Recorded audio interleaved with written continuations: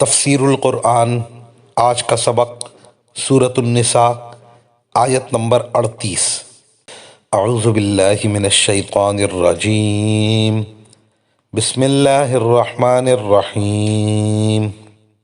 والذین ينفقون اموالهم رئاء الناس ولا يؤمنون باللہ ولا بالیوم الآخر وَمَن يَكُنِ الشَّيْطَانُ لَهُ قَرِینًا فَسَاءَ قَرِینًا۔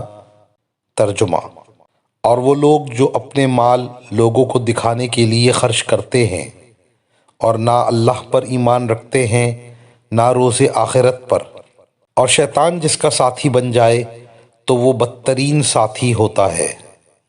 اس آیت میں ریاکاری کے طور پر مال خرچ کرنے والوں کی مذمت فرمائی گئی۔ دنیا دار کو جاہ و شہرت مطلوب ہوتی ہے، وہ چاہتا ہے کہ میری تعریف ہو اور لوگوں پر میری مالداری ظاہر ہو، اسی لیے اہل دنیا اللہ کی رضا کے کاموں میں مال خرچ کرنے سے جان چراتے ہیں۔ ان لوگوں کی مذمت فرماتے ہوئے یہ بھی فرمایا کہ یہ لوگ اللہ پر اور آخرت کے دن پر ایمان نہیں لاتے۔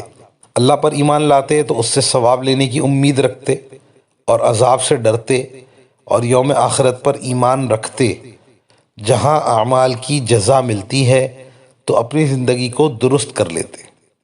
آخر میں فرمایا وَمَن يَكُنِ الشَّيْطَانُ لَهُ قَرِینًا فَسَاءَ قَرِینًا، یعنی شیطان جس کا ساتھی ہو سو وہ برا ساتھی ہے۔ شیطان کو برا ساتھی اس لیے بتایا کہ وہ ہمیشہ گناہوں کی طرف بلاتا ہے اور گناہ کرنے کی ترغیب دیتا ہے، اور گناہ دوزخ میں داخل ہونے کا سبب ہے۔ وآخر دعوانا ان الحمد للہ رب العالمین۔